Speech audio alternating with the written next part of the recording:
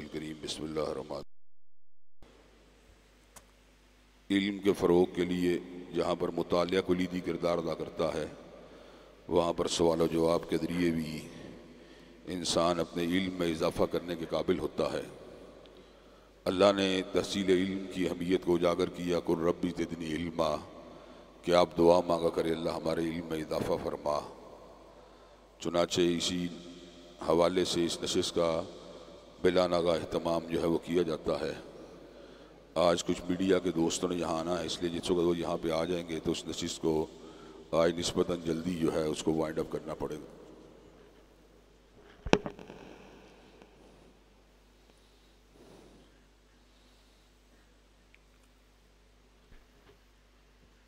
ساتھی نے سوال کیا ہے، اگر روزے دار کو روزے کی حالت میں احتلام ہو جائے تو کیا اس کا روزہ ٹوٹ جائے گا؟ روزے اور غسل کے لیے وضاحت کر دیں۔ روزے کا تعلق جو ہے وہ ارادی عمل کے ساتھ ہے، یہ غیر ارادی عمل ہے، اس سے آپ کے روزے کے اوپر، اس کی روزے کی صحت کے اوپر جو ہے کوئی اثرات مرتب نہیں ہوتے۔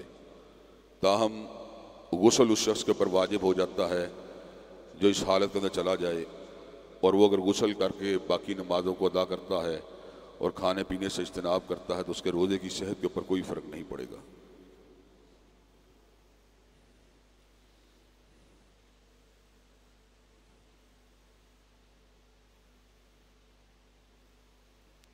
ایک بہن نے یہاں پر یہ بات کہی ہے کہ برس سے میری جو ہے 14 سال ہو چکے ہیں لیکن اولاد نہیں۔ اللہ تبارک و تعالی مجھے اور میری چھوٹی بہن کو اولاد صالحہ عطا فرما دے۔ جہاں پہ دعا مانگنی چاہیے کہ اللہ تبارک و تعالی بے اولادوں کو اولاد عطا فرما دے، وہاں پہ اس حوالے سے 2-3 اہم وظائف کو بھی ذہن میں رکھنا چاہیے۔ اللہ نے قرآن میں کہا فَقُلْتُ اسْتَغْفِرُوا رَبَّكُمْ إِنَّهُ كَانَ غَفَّارًا يُرْسِلِ السَّمَاءَ عَلَيْكُمْ مِدْرَارًا وَيُمْدِدْكُمْ بِأَمْوَالٍ وَبَنِينَ وَيَجْعَلْ لَكُمْ جَنَّاتٍ وَيَجْعَلْ لَكُمْ أَنْهَارًا۔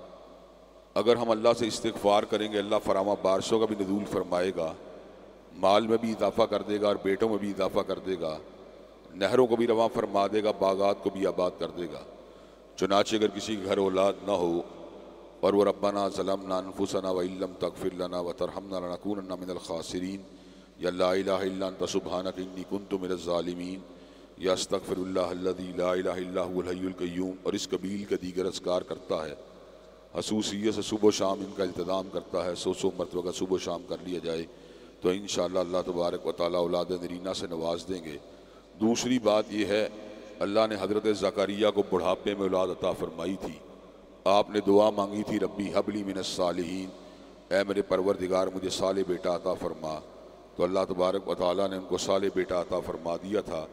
چنانچہ ہمارے ان بہن بھائیوں کو جو بے اولاد ہیں، جہاں پر ان کو استغفر اللہ الذی لا الہ الا هو الحی القیوم واتوب الیہ کا ورد کرنا چاہیے، وہیں پر چلتے پھرتے ربی حب لی من الصالحین کا بھی ورد کرنا چاہیے۔ اللہ تبارک و تعالی اگر بڑھاپے میں بانجھ بیوی سے اولاد عطا کر سکتا ہے تو اللہ تبارک و تعالی آج بھی وہی ہے، اللہ آج بھی اپنے بندوں کی فریادوں کو سننے والے ہیں۔ چنانچہ اگر ہم فریاد کریں گے تو اللہ تبارک و تعالی اپنے بندے کی فریاد کو مسترد نہیں کرتے۔ اللہ نے خود اعلان فرمایا فَإِنَّ لَكُمْ مَا سَأَلْتُمْ، جو بھی کوئی تم سوال کرو گے اللہ تبارک و تعالی اس کو ضرور پورا کرے گا۔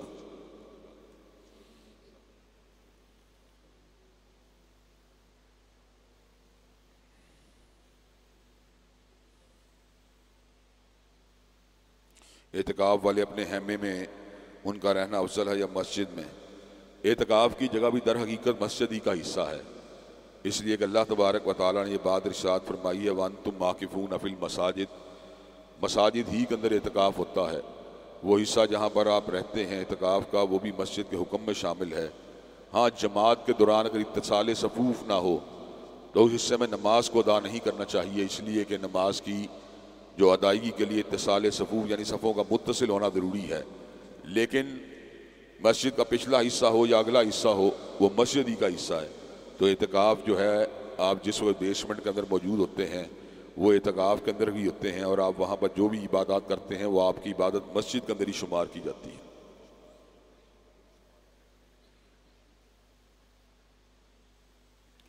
یہ سوال کیا گیا ہے کہ ہم فوت شدگان کے فردی یا نفلی روزے رکھ سکتے ہیں؟ نفلی روزوں کا تو کوئی وضاحت سے ذکر نہیں آیا، لیکن فرضی روزوں کا ذکر آیا ہے۔ اگر والدین کے فرضی روزے رہتے ہوں یا کسی قریبی عزیز کے، تو ان کی طرف سے اولاد کو ان کی قضا دینی چاہیے، یعنی ان کو روزے رکھنے چاہیے جو فرضی ان کے پر رہ گئے ہوں۔ نفلی عبادات میں صدقہ جاریہ اور عمرہ وغیرہ شامل ہیں، اور ان کے لیے دعائے مغفرت شامل ہے، اور ہر وہ کام جس کی وہ تبلیغ کرتے رہے، جس کی وہ تلقین کرتے رہے، جب ان کی اولادیں اس کام کو انجام دیں گی تو اللہ تبارک و تعالی جہاں پر اولادوں کو نیکی عطا کرے گا وہیں پر والدین کو بھی نیکی عطا کرے گا۔ اگر والدین نے اپنے بچوں کو باجماعت نماز پڑھنے کی تلقین کی تو جب بھی بچہ مسجد میں آ کے نماز کو ادا کرے گا، جہاں پر 27 نمازوں کا ثواب بچے کو ہوگا، وہاں پر 27 نمازوں کا ثواب والدین کے اعمال نامے میں بھی داخل کر دیا جائے گا۔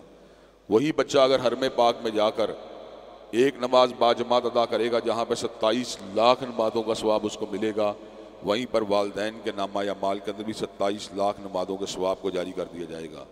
یہ جو تبلیغ کے نتیجے میں لوگ اچھے اعمال کرتے ہیں، اس کا تعلق فقط عزیز داری کے ساتھ نہیں، بلکہ کوئی بھی استاد، کوئی بھی معلم، کوئی بھی عالم جب آپ کو کسی اچھے عمل کرنے کی تلقین کرتا ہے تو جب تک آپ اس کو جاری رکھتے ہیں، جہاں پر آپ کو نیکی ملے گی وہاں پر اس عالم کو بھی نیکی ملے گی۔ اسی مناسبت سے اگر بات پہ جائزہ لیا جائے تو امت کے جملہ اعمال جہاں پر امت کے لیے باعث ثواب ہیں، حضرت رسول اللہ کے میزان حسنات میں بھی شامل ہیں، اس لیے کہ آج ہم جتنی بھی نیکیاں کر رہے ہیں در حقیقت انہی کی دعوت، انہی کی تبلیغ کی وجہ سے کر رہے ہیں۔ تو جہاں پہ ہمیں نیکی ملے گی وہاں پر اللہ تبارک و تعالیٰ کے فضل و کرم ہمارے اساتذہ، ہمارے معلم اور ان علماء کو بھی ملے گی جو دعوت دیتے رہے، اور سلسلہ چلتے چلاتے حضرت امام بخاری رحمۃ اللہ علیہ، حضرت امام مسلم رحمۃ اللہ علیہ، اور اس سے آگے بڑھتے بڑھتے ان تمام ہستیوں کے میزان حسنات میں شامل ہوگا جنہوں نے اس دعوت کو ہم تک پہنچانے کی جستجو کی۔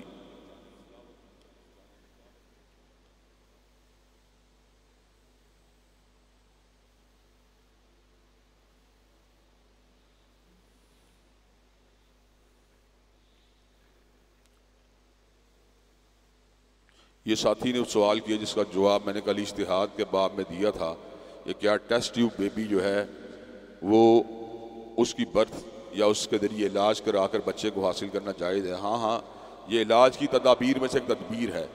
اس تدبیر کو اختیار کرتے ہوئے اگر بچہ کسی کے گھر ہوتا ہے تو اس کے بچے کو جائز قرار دیا جائے گا اگر وہ میاں بیوی کے مادے تولید کے ساتھ پیدا ہوتا ہے۔ سروگیسی کی البتہ اسلام میں کوئی گنجائش موجود نہیں، جس کے اندر بچہ کرائے کی عورت کے رحم کا اندر رکھا جاتا ہے، اس چیز کی اسلام میں اجازت موجود نہیں ہے۔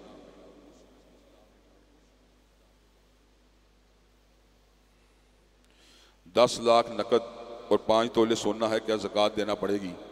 نصاب زکوٰۃ کے حوالے سے 2 موقف علماء کے پہلے بھی آپ حضرات کے سامنے بیان کر چکا ہوں۔ 52 تولے چاندی یا 7.5 تولے سونا یا اس کی مالیت کے برابر نقدی اگر آپ کے پاس موجود ہو تو آپ کے اوپر زکوٰۃ واجب ہو جاتی ہے۔ کئی علماء 52 تولے نصاب کو اس لیے ترجیح دیتے ہیں کہ یہ نفع بخش زیادہ ہے مساکین کے لیے، لیکن دوسری رائے یہ ہے کہ جو زیور رائج الوقت ہو اس کو اہمیت دینی چاہیے، چونکہ ہمارے معاشرے کے اندر سونا رائج الوقت زیور ہے، اس لیے اگر 7.5 تولے نصاب کو معیار بنایا جائے تو یہ بات بھی درست ہے۔ اب 10 لاکھ روپے نقد بھی ہے اور 5 تولے سونا بھی ہے، یہ مالیت 7.5 تولے سے زیادہ بنتی ہے، اس لیے جس کے پاس یہ چیز موجود ہوگی اس کو اس نقدی جمع زیور کے اوپر زکوٰۃ ادا کرنی پڑے گی۔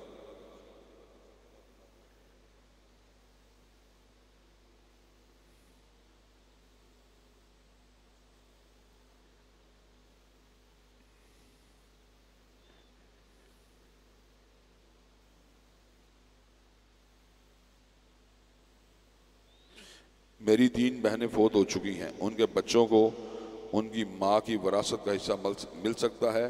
بہنوں کی والدہ زندہ ہے، ان کا ذہنی توازن ٹھیک نہیں، وہ کس طرح تقسیم کریں؟ جو بہنوں کو پیسہ ترکے سے حاصل ہوا یا جو ان کی اپنے پاس مال موجود تھا، ان کی وفات کے بعد ان کی اولاد کے اندر اس انداز میں تقسیم ہوگا کہ ان کے بیٹوں کے حصوں میں بہنوں کے مقابلے کے اوپر یا بیٹیوں کے مقابلے دگنا آئے گا۔ یعنی اگر ایک بہن 1 لاکھ روپے کی وارث ہوگی تو بیٹے کے حصے میں 2 لاکھ روپے آئیں گے۔ اب 3 بہنیں اگر تنہا ہیں، ان کے ساتھ بھائی کوئی موجود نہیں ہے، 3 بہنیں جو ہیں، 3 بہنوں کی اولادیں جو ہیں آگے ان کے اندر صرف بیٹیاں ہیں، تو ان کے حصے میں 2 تہائی آئے گا اور اگر بیٹے بھی ساتھ موجود ہیں تو اسی فارمولے کے تحت جو ہے جائیداد تقسیم ہوگی کہ بیٹوں کے حصے میں بیٹیوں کے مقابلے ڈبل آئے گا۔ اس کی تھوڑی سی مثال بھی میں آپ کو واضح کر دیتا ہوں تاکہ جس سے آپ کو بات سمجھنے میں آسانی ہو جائے۔ ایک والد جو ہے اس کا انتقال ہوا، اس نے 8 یا 9 لاکھ روپے ترکے میں چھوڑے۔ اب 9 لاکھ یا 8 لاکھ کے اوپر حساب کر لیتے ہیں، 8 لاکھ میں سے 8واں حصہ اس کی بیوی کے کھاتے میں چلا گیا، باقی 7 لاکھ رہ گئے۔ 7 لاکھ میں اگر ایک بیٹا اور ایک بیٹی ہو تو بیٹے کا حصہ جو ہے وہ بیٹی کے بہن کے مقابلے ڈبل ہوگا۔ اب اس کو آپ فارمولے کے ذریعے جو ہے تقسیم کر سکتے ہیں۔ 7 لاکھ کو 3 کے اوپر اگر تقسیم کیا جائے تو حساب کتاب کرنا آپ کے لیے آسان ہو جائے گا۔ میرا خیال ہے اگر 3 پہ تقسیم کریں 2,33,000 روپے بنتے ہیں تو 4,66,000 روپیہ جو ہے بھائی کے حصے آئے گا اور 2,33,000 روپے بہن کے حصے آئے گا۔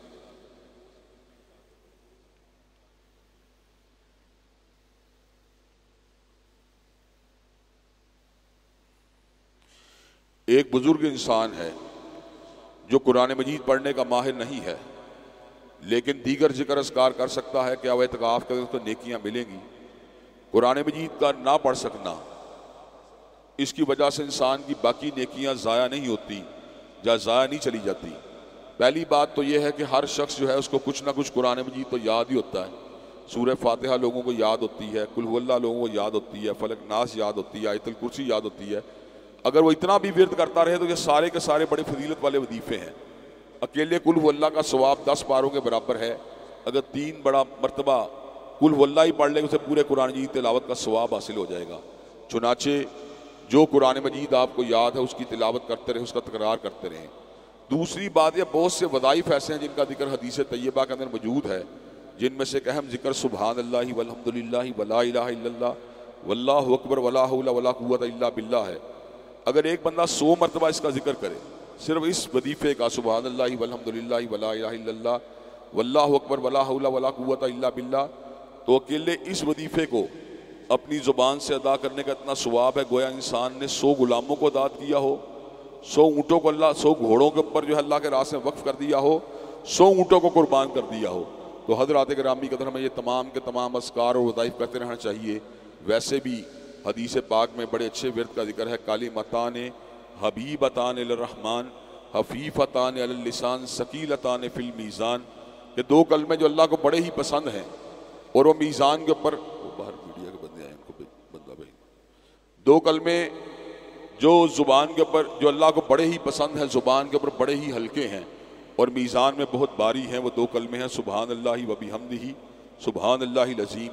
تو یہ کلمات کا ورد آپ کو جاری و ساری رکھنا چاہیے۔ اس کے ساتھ ساتھ اپنے گناہوں سے معافی کے لیے استغفر اللہ الذی لا الہ الا هو الحی القیوم واتوب الیہ کا ورد بھی جاری رکھنا چاہیے۔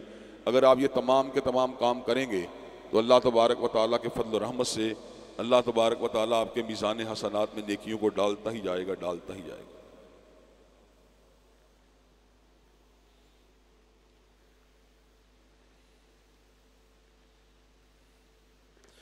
اگر کوئی شخص جماعت میں اس وقت شامل ہوا جب 1 یا 2 رکعت گزر چکی تھی تو کیا کرے؟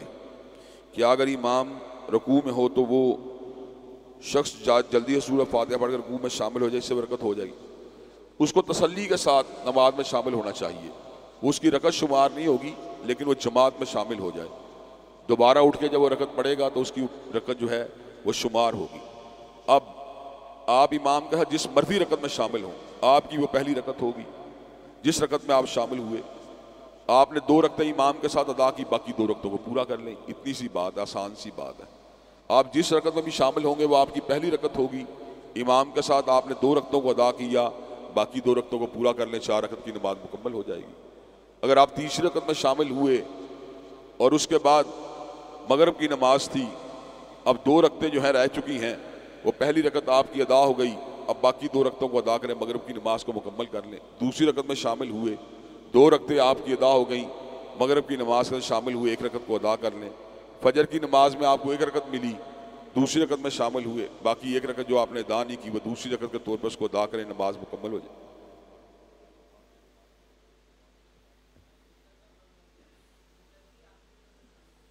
جو بتا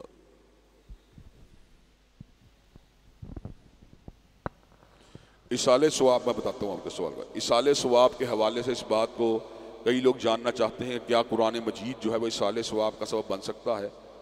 قرآن مجید کے پڑھ کر میت کو بخشنے کا ذکر کتاب و سنت میں مذکور نہیں ہے۔ قرآن مجید کا پڑھنا بہت افضل عبادت ہے، لیکن کسی افضل عبادت کا اصالہ ثواب کا حصہ ہونا یہ ضروری نہیں ہے۔ اب نماز پڑھ کے اگر آپ میت کو بخشنا چاہیں تو اس کا ہمارے پاس کوئی دلیل یا کوئی پروف موجود نہیں۔ اسی طرح اگر آپ یہ بات سمجھتے ہیں کہ آپ جو ہے قرآن پڑھ کے اس کو بخشنا چاہتے ہیں ذکر اذکار کر کے، تو اس کا بھی کوئی ثبوت موجود نہیں ہے۔ تاہم میت کے لیے دعا کرنا، میت کی طرف عمرہ کرنا، میت کے جو فردی روزے رکھتے ہیں ان کو رکھنا، یہ وہ چیزیں ہیں جن کو اگر آپ عمل کریں گے تو آپ کی میت کو جو ہے فائدہ ہوگا۔ اللہ تعالیٰ نے قرآن مجید میں یہ بات ارشاد فرمائی ہے، نَكْتُبُ مَا قَدَّمُوا وَآثَارَهُمْ۔ اللہ تبارک و تعالیٰ ان اعمال کو بھی نوٹ کرتے ہیں جن کو آگے بھیجا گیا، اور ان اعمال کو بھی نوٹ کرتے ہیں جو انسان کے پیچھے آتے ہیں۔ آگے بھیجے گئے اعمال وہ ہیں جن کو اپنی زندگی کے اندر بجا لاتے ہیں، اور پیچھے سے آنے والے اعمال وہ ہیں جو صدقہ جاریہ کے طور پہ ہمارے دوست، احباب، ورثاء اور دیگر لوگ جو ہیں ادا کرتے ہیں۔ ان کو وہاں بٹھانا ہے، ہاں ادھر بٹھائیں ان کو۔ السلام علیکم قائد محترم، میرا سوال ہے کہ نبی کریم صلی اللہ علیہ وسلم کی اگر معاشی زندگی کی بات کی جائے، ذریعہ معاش کی بات کی جائے، تو بچپن میں بکریاں اجرت پر چرائی ہیں اور جوانی میں بزنس کیا ہے۔ اس کے بعد ہجرت کے بعد نبی کریم صلی اللہ علیہ وسلم نے کوئی کاروبار یا اس طرح کا کوئی ذریعہ معاش خاص طور پر نہیں اپنایا، اور جو 5واں حصہ مختص حصہ اس میں سے مطلب کہ گزارا ہوا ہے جو بھی معاملہ تھا۔ تو میرا سوال یہ ہے کہ آج اگر کوئی بندہ کسی تنظیم کا امیر ہے یا ریاست کا سربراہ ہے، تو آج تو ادھر پاکستان میں خاص طور پر وہ 5ویں حصے کا بھی کنسیپٹ نہیں ہے، تو وہ اپنا مطلب ذریعہ معاش کس طرح مطلب مختص کرے؟ وہ اپنی ساری صلاحیتیں تنظیمی کاموں میں اگر مختص کرتا ہے تو اس کے لیے کاروبار کے لیے وقت نہیں ہے، تو وہ تنظیمی امور میں رہ کر اپنا ذریعہ معاش کس طرح مختص کرے؟ کتنا حصہ ہونا چاہیے اس کے لیے؟ تنظیمی زندگی یا تبلیغی زندگی یا مدارس مساجد کی ذمہ داریوں کے دوران انسان اگر کاروبار نہیں کرنا چاہتا تو اپنی زندگی کو کیسے چلا سکتا ہے، اس کے سرکل کو؟ تو یہ بڑا آسان سا سوال ہے کہ جس طرح دیگر اداروں کے اندر جہاں پہ تنظیم ہوتی ہے اور ان اداروں میں کام کرنے والے فل ٹائم لوگوں کی تنخواہ وہاں پہ مقرر ہوتی ہے، اسی طرح دینی اداروں کے اندر بھی اس طرح کا بجٹ موجود ہوتا ہے۔ کافی عرصہ پہلے میری ڈاکٹر ذاکر نائک صاحب سے ملاقات ہوئی، انہوں نے یہ بات بتلائی کہ IRF میں کام کرنے والے لوگ جو ہیں ان کو اللہ کے فضل و کرم سے بڑی رقوم جو ہے ان کو تنخواہ کے طور پہ دی جاتی ہیں۔ اسی طرح کئی ایسے ادارے موجود ہیں جہاں پر کام کرنے والے اساتذہ، جہاں پر پڑھانے والے اساتذہ کی اچھی تنخواہیں ہیں۔ کئی ادارے جو غریب علاقوں کے اندر موجود ہیں وہاں پر ان کے لحاظ سے تنخواہوں کو مقرر کیا گیا ہے۔ یہ کوئی ایسا سوال نہیں جس کے اوپر عمل کرنا مشکل ہو۔ تنظیمی زندگی کے اندر بھی بہت سے ایسے ورکر جو فل ٹائم ہوتے ہیں، کئی تنظیمیں ان کی کفالت کرتی ہیں، لیکن کئی تنظیمیں والنٹیئر بنیاد کے اوپر یعنی رضا کرانہ بنیاد کے اوپر بھی لوگ اس میں چلتے ہیں۔ تو اگر آپ فل ٹائم کسی ایسی تنظیم سے وابستہ ہوتے ہیں جو تنخواہ دیتی ہے فابیہا، اگر آپ یہ بات محسوس کرتے ہیں کہ رضا کرانہ طور کے اوپر آپ کو جو ہے وہاں پہ کام کر کے باقی وقت اپنے کاروبار کو دے سکتے ہیں تو یہ طریقہ بھی ٹھیک ہے۔ اگر وہ آپ کے تقاضے کے باوجود آپ کو تنخواہ نہیں دیتے تو پھر آپ کو فل ٹائم کام نہیں کرنا چاہیے، بلکہ کوئی نہ کوئی ملازمت، کوئی نہ کوئی کاروبار اس کو ساتھ جاری رکھنا چاہیے۔ اگر انسان کا اپنا کاروبار موجود ہو اور کاروبار وہ وقت دیتا ہو اور باقی ماندہ حصہ جو ہے وہ اللہ تعالیٰ کے دین کی تبلیغ، نشر و اشاعت و تعلیم کے لیے لگا دے تو یہ معاملہ جو ہے اس کو بڑے توازن کے ساتھ چلایا جا سکتا ہے۔ قائد محترم ایک چھوٹا سا اور ہے، دعوت اور تبلیغ دو الفاظ قرآن میں الگ سے استعمال ہوئے ہیں، تو کچھ لوگ کہتے ہیں دعوت اور تبلیغ دونوں کا ایک ہی مفہوم ہے، لیکن کچھ کہتے ہیں کہ دعوت مسلمانوں کو کی جاتی ہے، تبلیغ کافروں کو کی جاتی ہے، اور نبی اور رسول کا بھی فرق ڈال دیتے ہیں کہ نبی جو تھے وہ دعوت دیتے تھے، رسول تبلیغ کرتے تھے۔ قائد محترم اس طرح وہ تبلیغ اور دعوت کے دو الفاظ جو ہیں ان کی کیا مطلب حقیقت ہے، اس بارے میں رہنمائی فرما دیں جزاک اللہ۔ ویسے یہ الفاظ جو ہے نا ہم سے مترادفات کے طور پہ قرآن مجید میں استعمال ہوئے ہیں، اور کئی لوگ اس طرح کی باتیں کرتے ہیں دعوت و اصلاح، دعوت جو ہے اس کا عمل غیر مسلموں کے لیے اور اصلاح کا جو عمل ہے وہ مسلمانوں کے لیے، بہرحال اس طرح کی باتیں کی جاتی ہیں، لیکن اللہ تبارک و تعالیٰ نے قرآن مجید میں اس شخص کی بات کو بہترین بات قرار دیا ہے، ممن دعا الی اللہ، جو اللہ کی طرف دعوت دیتا ہے۔ اسی طرح اللہ تبارک و تعالیٰ نے انبیاء کے والے سے بات کا ذکر کیا، وما علینا الا البلاغ المبین، کہ ہمارے اوپر بلاغ کی ذمہ داری ہے، تبلیغ کی ذمہ داری ہے۔ تو میں یہ بات سمجھتا ہوں کہ دعوت کہہ لیں یا تبلیغ کہہ لیں، ان کی باریکی میں جائے بغیر آپ کو یہ کام جاری رکھنا چاہیے اور اصلاح کے فریضے کو بھی انجام دینا چاہیے، دین کی دعوت غیر مسلموں کو بھی دینی چاہیے اور اہل اسلام کو بھی دینی چاہیے۔ اللہ تبارک و تعالی ہمیں دین کی دعوت کے اندر بڑھ چڑھ کے حصہ لینے کی توفیق دے۔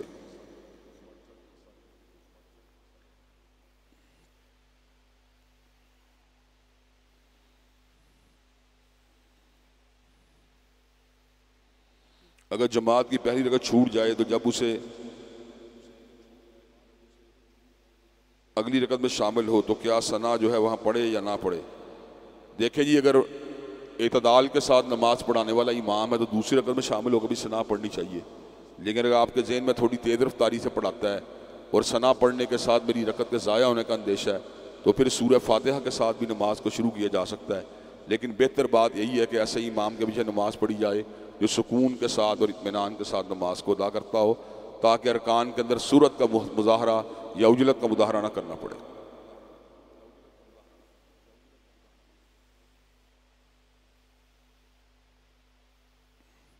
اگر کسی کی غیبت کی ہو اور اس شخص سے معافی نہ مانگی جائے تو کیا پھر اللہ سے معافی مانگی جا سکتی ہے؟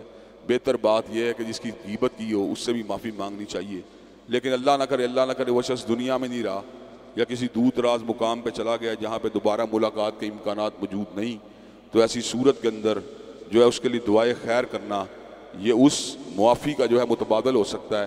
ہمارے والدین کے ساتھ ہم نے بڑی تقصیرات کی ہوتی ہیں، بڑی نافرمانیاں کی ہوتی ہیں، ان نافرمانیوں کا حل بھی یہی ہے کہ انسان ان کے لیے دعائے مغفرت کا التظام کرتا رہے، یہ باتیں کہتا رہے رب ارحمہما کما ربیانی صغیرا، اور یہ بھی کہتا رہے ربنا اغفر لی ولوالدی وللمؤمنین یوم یقوم الحساب، تو انشاءاللہ اللہ تبارک و تعالیٰ اس کی تقصیرات کو معاف کر کے اس کو اجر و ثواب کا بھی حقدار بنا دیں گے اور والدین کے نامہ اعمال اور میزان حسنات کے اندر بھی اضافہ فرما دیں گے۔